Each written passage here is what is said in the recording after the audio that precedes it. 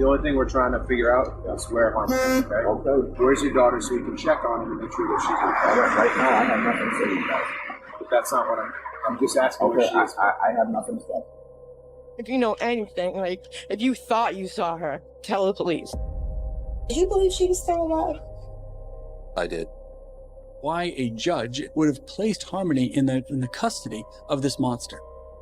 I love my daughter unconditionally, and I did not kill her. For more than 2 years, a little girl who was supposed to be living in Manchester, New Hampshire, had not been seen by anyone in authority who could confirm she was safe. Her name was Harmony. She was 5 years old, and the last time anyone from outside her home officially laid eyes on her was a brief interaction with police in late 2019. Her parents had already been separated for years, and in early 2019, a court had granted her father legal custody. Her mother had tried to stay in contact, asking for photos, video calls, anything, just proof that her daughter was okay. For a while there were calls, then they stopped. Messages went unanswered. Months went by, then years, with no direct contact. At first people were told she's fine, that she was living with her father, that everything was normal. But as time passed, something didn't add up. She wasn't in school. She wasn't listed at any current address. There were no recent medical records, no new pictures anyone could verify. It was as if she had simply vanished from the systems that track a child's life. Think about that for a moment. In a world where every child leaves a trail, school attendance doctor visits photos on someone's phone, this little girl left nothing. No trace. No proof she still existed. And yet, no one sounded the alarm. Then late one night, officers finally came face to face with her father, Adam Montgomery. Show me your hands. You guys want to code it all, or you guys good? Keep your hands where I can see them. Step on out. Hey, keep your hands where I can see them. What's going on? What's your name, my man? What? Adam. Adam. They didn't accuse him of anything. They didn't come with flashing lights or handcuffs. They just wanted to see his child, to confirm she existed, to confirm she was safe. What's the problem right now? All right.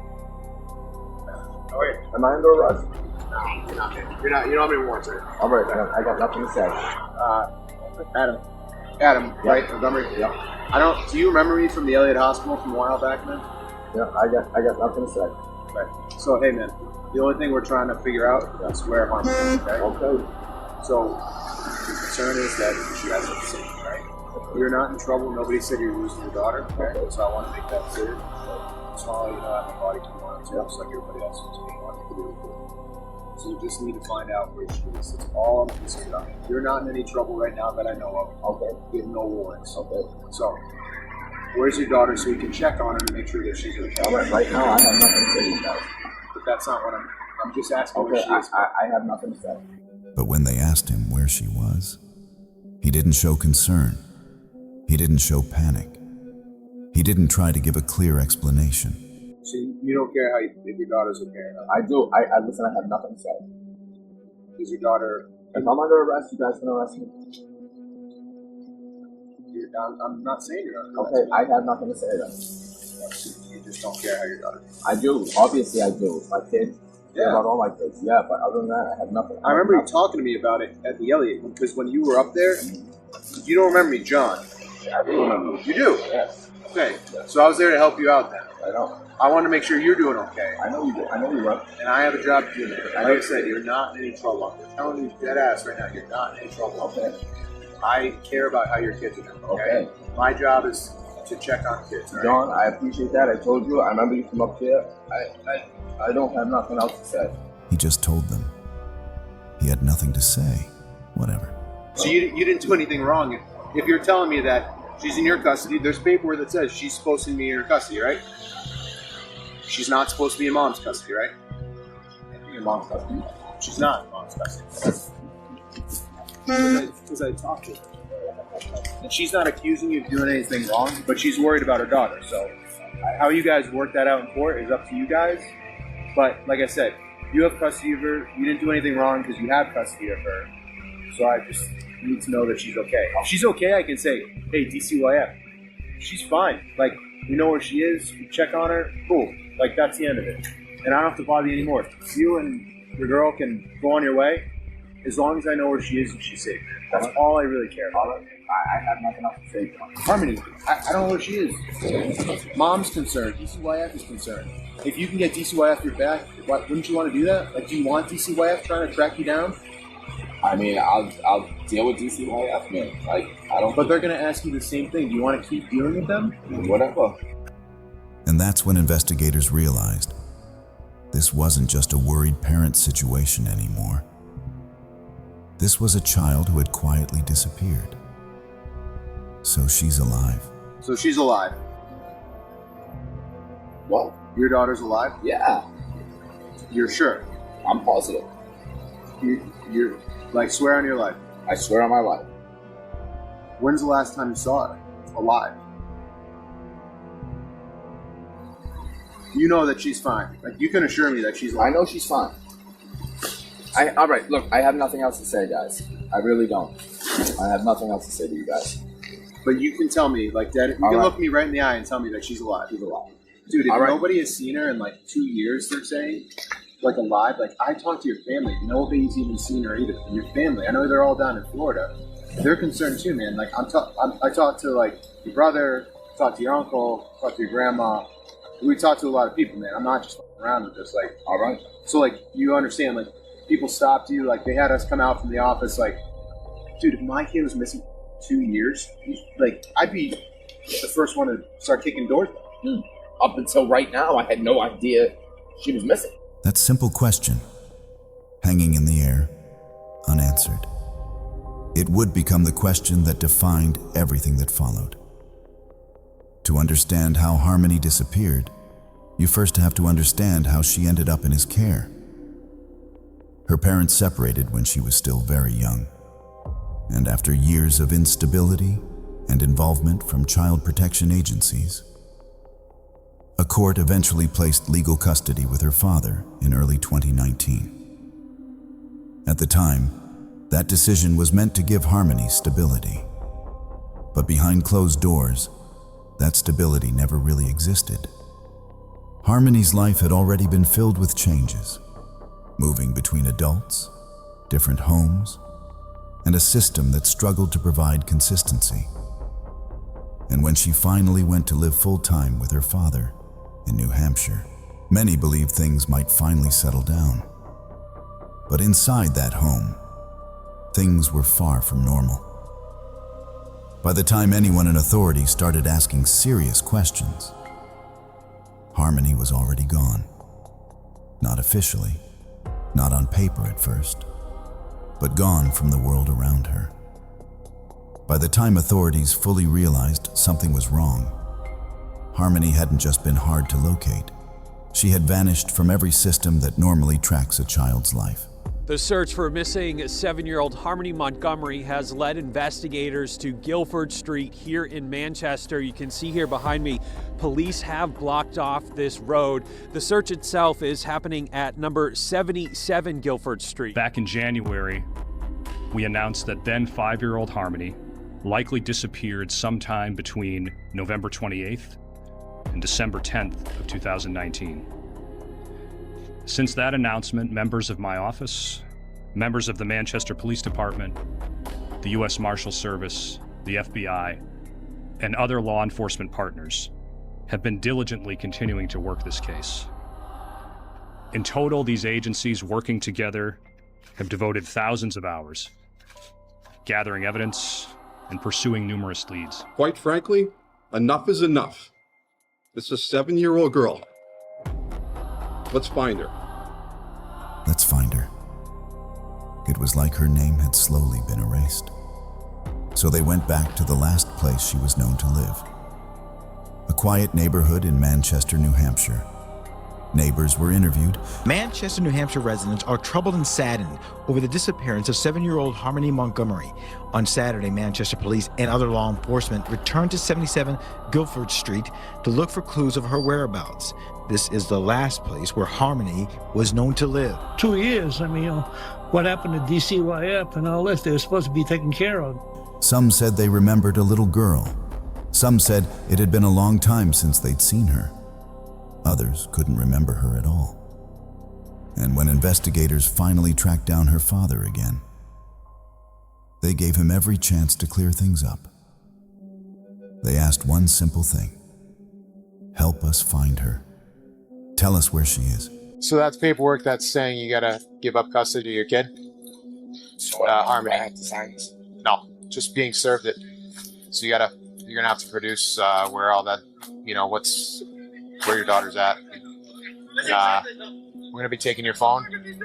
It's not my phone. Okay, but it's ours now. So,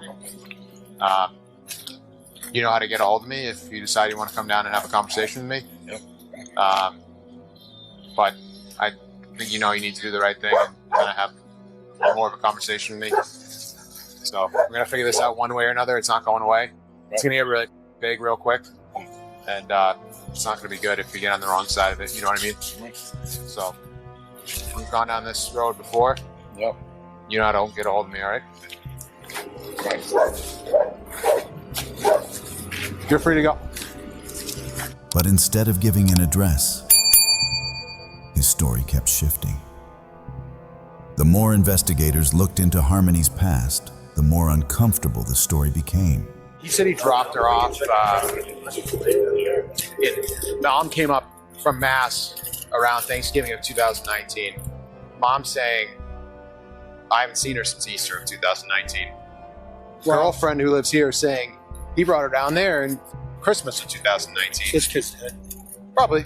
Jesus Christ. That or they ditched him with a relative somewhere. They just don't want to give her up so the mom doesn't get custody.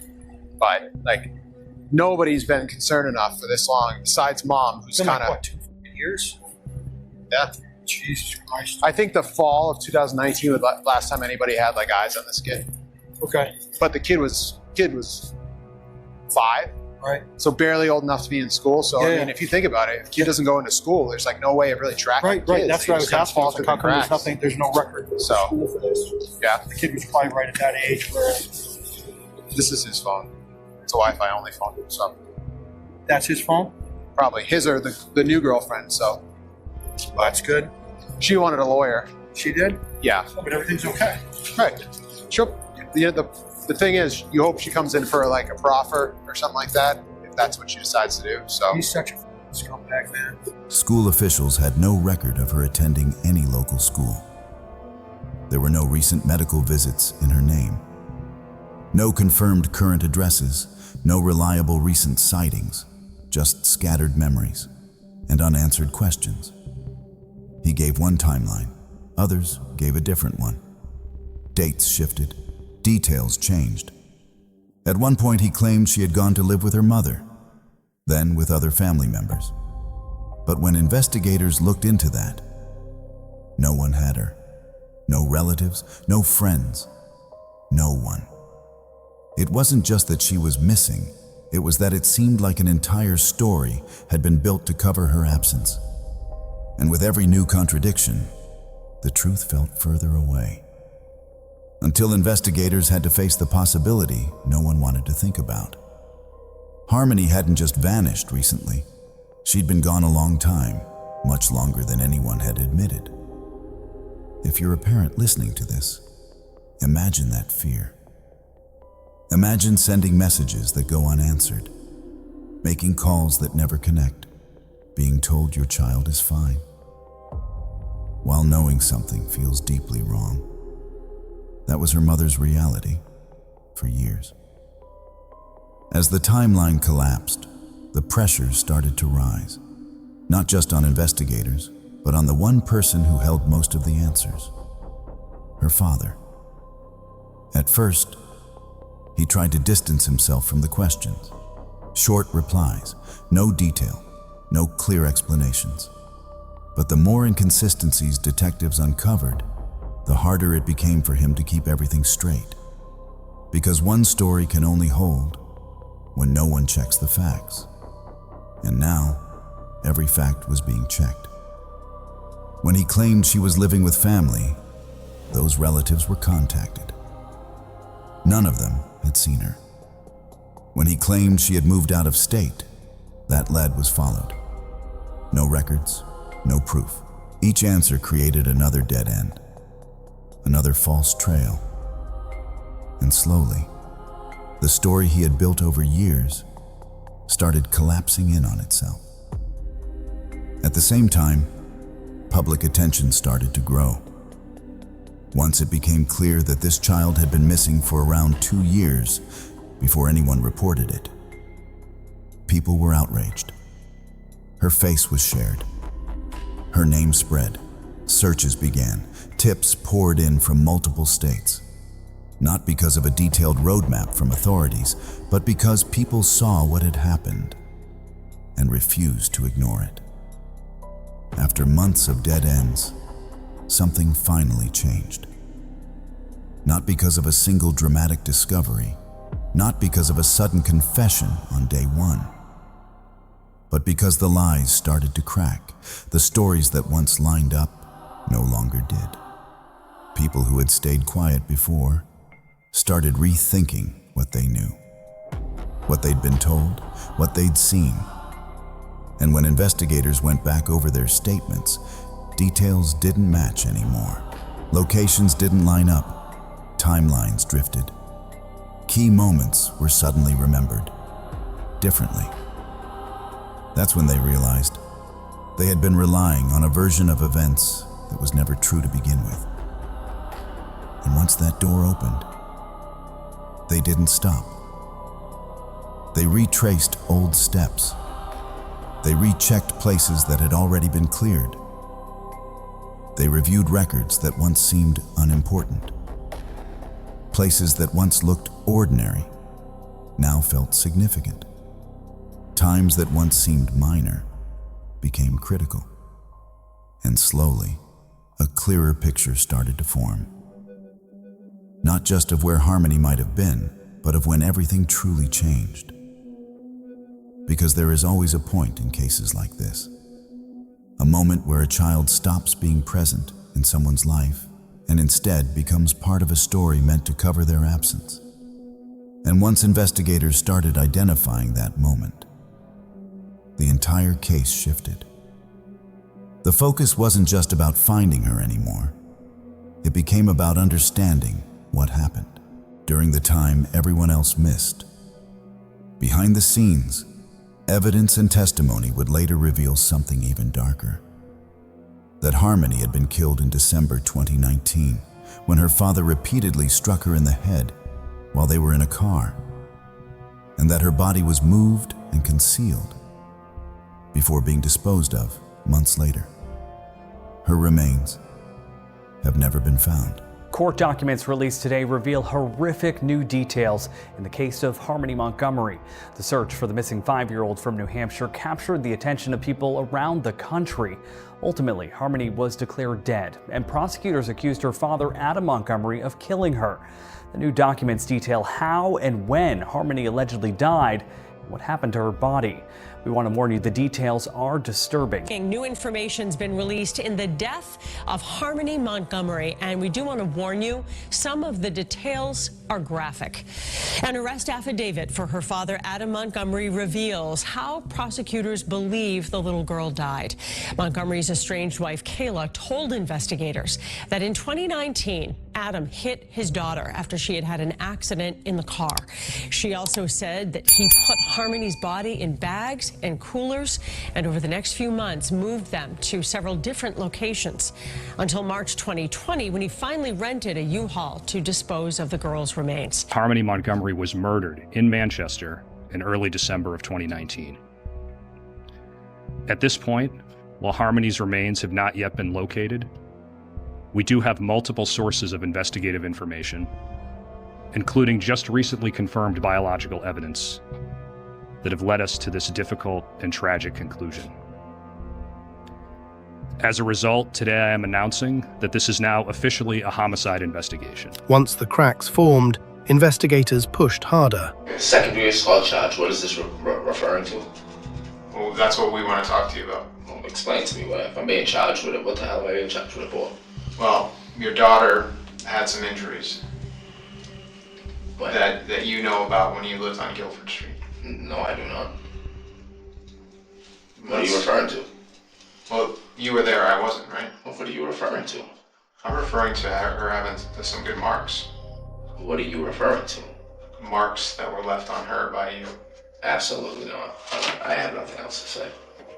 Like, we talked about how we were worried about your daughter the other day, right? Okay. You remember that conversation? I remember that conversation, but right off the rip, with the way you're approaching the conversation, you guys are completely out of line, so. Me? Yeah. Do I? In the time that you've known me, which what you just said to me, you guys are completely out of line. Okay, but so explain to me, how are we out of line? I have nothing to explain. Okay, but wouldn't you rather explain it so we can make sense of it than just have other people's side of the story? Like, you want to defend yourself and like this picture people are painting of you? Now's your chance, man. Defend. Whose side of the story? Who's telling you these things? People that were close to you. Obviously not. Well, maybe at the time, maybe not anymore. Yeah. I mean, you saw that reward on the news, right? No, I did not. Do you know that the reward is about $40,000 to find where your daughter is right now? Okay.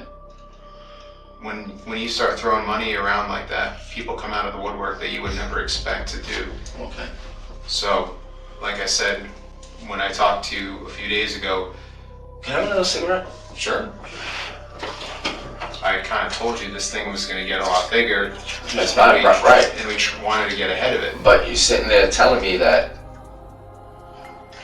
right off the rip, that there was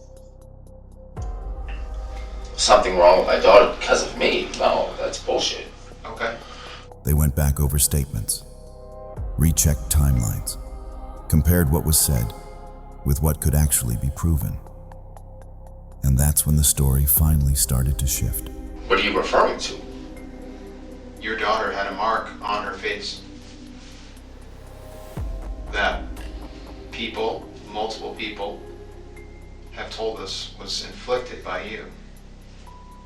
Multiple people that weren't even living with us at the time. Well, there was enough people that had spoken about it. Yeah. People share knowledge of what they know. So somebody, you telling him, and then he tells you, and then he tells you, so something that just gets passed down the line. It's yeah, I'm not talking about like a game of telephone here. I'm saying that people say a story and then the details kind of fill themselves in, like corroborate. Do you know what the word corroborate means? Of course I do. Okay. So what time did DCYF get involved with you guys? Like, were they over there often, or was it just like a certain period of time? Or they were there every single day. The police showed up every single day, saying they did because that's what it was. That's what it was due. That's what it was due to. So Kevin moved out because between me and my wife and Kevin, we were supposed to like pay the bills, keep the heat on, the gas on, whatever. Well, Kevin was supposed to pay the electric bill.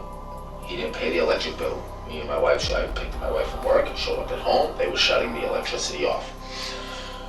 So me and Kevin got into an argument about not paying the bill. Yeah. And he took his shit and moved out. And then so the next day, or 2 days later, something like that, I don't know, DCYF showed up and the police showed up because they said that we were unfit to have the children at the house because there was no electricity in the house. Okay. But we had a generator running, we had the fridge hooked up to it, there was food in the fridge, everything was fine. The police showed up, seen that the kids was fine, there was nothing wrong with them. The DCYF showed up and they left. And was that like summer, fall? Like when was that? I want to say maybe spring, going into summer maybe. Oh, okay. So like You guys hadn't been there for too long then. 6 months or so. Okay. People who had once repeated the same version of events began giving different answers. Small changes at first, then bigger ones. Dates that used to be certain suddenly weren't. Places that were definitely where she was could no longer be confirmed. Because the truth had never been properly told. It had been held together by fear, pressure, and silence. Why is it that you refuse to talk about her every time we bring her up? Because you guys are just sitting here beating a bush. It's over and over. You guys asked me what happened the other day. I told you what happened. You wouldn't tell us the other day. You guys talked to me the other day. I explained to him what happened the other day, and now it was just a charade. Yep. No, don't worry about it. You're not under arrest, and I'll come up with some bullshit. We didn't arrest you. No, the other day. No, but then you had SWAT team roll up on me and the D-Techs follow me around for the last 3 days. Yeah, people are coming out of the woodwork. That's what we're trying to tell you. Like, we don't want you to be painted as a monster. We want you to maybe explain yourself a little bit and give us some side of your story. We have nothing. We have just what we're hearing from people. $40,000 to drag a lot of people out, whether you believe you're your friends or not. No, I bet it's a lot of money. Yeah, I know it is. Absolutely it is. That's what we're trying to get. Now's your time. Like, you keep locking up on us. You don't want to tell us anything about her. No, I got nothing else to say. I think you care about all my kids. Right. But the one I care the most about is your daughter, Harmony. And we have people around the clock calling into us, giving us tips from all over the country because they care too to try to find where she is. My only goal, which I told you the other day, is to make sure that she's safe. I don't want you to get tied into something if you didn't do anything wrong. My job is not to jam somebody up for something that they didn't do wrong. And if you can tell me that you didn't do anything wrong, then I want to believe you because, dude, I've met you now a few times. I helped you out when you were at the hospital when you were having a meltdown. You told me about your kids. I sat there and I talked to you. Dude, I could have tased you right there, and I didn't do that because I saw deep down inside that you were hurting and that I wanted to help you. Right now, all I'm trying to do is help your daughter. I want to bring her home, and I can't do that without your help. Dude, I can't do that without your help. Help, hey, can you look at me? Help me, please. That's all I'm asking for. I can't sleep until I know that she's okay. And I know that you know where she is or what happened to her, but I can't do it without your help. And if you don't want to look like this animal, because I don't think you are. Not that I don't think you are, I know you aren't. But I can only do so much for you, man. I know. I'm begging you to help me. Because as much as you're hurting inside, I'm also hurting inside, and I don't know how you can sleep at night because I'm sure it's eating the shit out of you. Am I wrong? No, it's eating me apart. I know I'm not seeing my wife, I'm not seeing my kids. You guys are just playing games. Like, this is just... Dude, but I'm not trying... We're not trying to play games again. Like... telling my wife and kids that I'm not allowed to see my wife and kids. Like... But dude, that was a mistake from some court paperwork that hadn't been updated. So like I said, I apologize for that. But it was updated. DCYF told them. No. This was some like DV paperwork I'm talking about. But I'm talking about DCYF already told us multiple times that there was no contact order. Maybe through DCYF. But it could have been through DCYF. Yeah. So let's forget about it. You've seen your wife and kids over the last how many days, right? I haven't seen them in the last 2. I haven't seen my kids in the last 2 days, 3 days. Okay. You're always going to be their father, Declan, Seamus, and then Sierra, right? Kiera. And then there's Harmony. I got nothing else to say. That's it.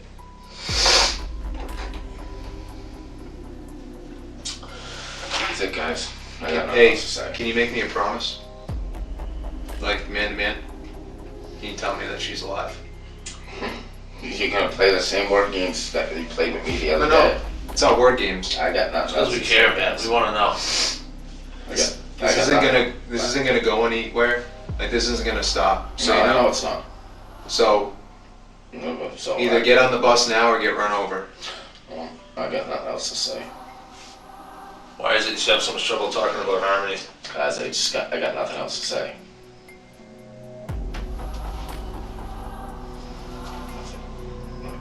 I want a lawyer with me.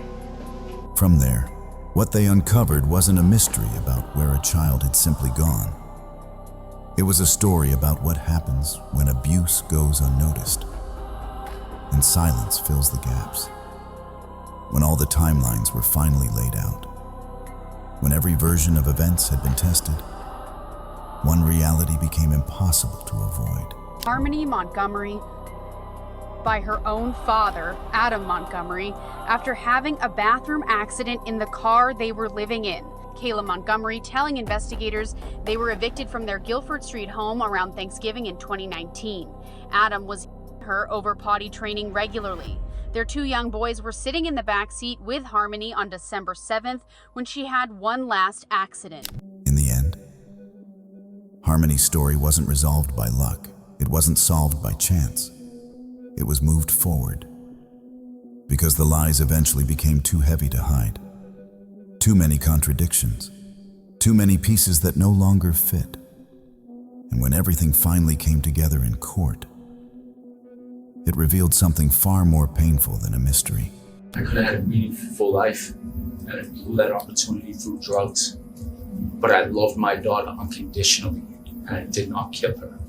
As to charge ID 193-794-7C, charging the defendant, Adam Montgomery, with the crime of second degree, do you find the defendant guilty or not guilty? Guilty. Not just a missing child, but a child who had been failed over and over again before she was ever officially reported gone. By the people who ignored the warning signs, by the systems that trusted the wrong voices, by everyone who should have looked closer, sooner. Harmony didn't disappear overnight. She disappeared in silence, in missed reports, in unanswered calls, in assumptions that she's fine was good enough. And her story stands as a reminder of one simple truth. Children don't just vanish from the world. They're lost when the world stops paying attention.